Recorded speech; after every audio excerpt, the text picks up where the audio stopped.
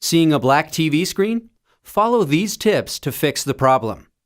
You might be on the wrong input. If this is the case, make sure of the following. Your set-top box should be on, meaning you see a solid green or blue light on its front panel, and connected to a working electric outlet. The cable connecting your set-top box to your TV should be securely connected to both devices. Once that's confirmed, press the Input button on your remote and navigate through each input option.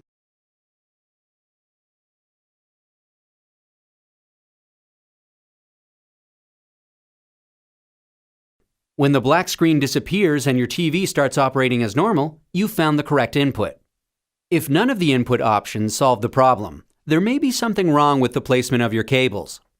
Try switching your cable to another available port on your TV to eliminate possible faulty TV ports.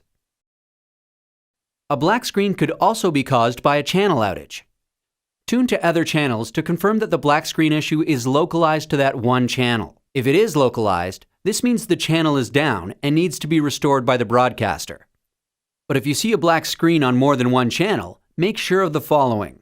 The cable connecting your set-top box to your TV is tight on both ends. The Rogers amplifier is on and connected properly. And finally, if you're still seeing a black screen, the issue may be equipment related. Contact us at 1-888-ROGERS-1 and we'll help you out.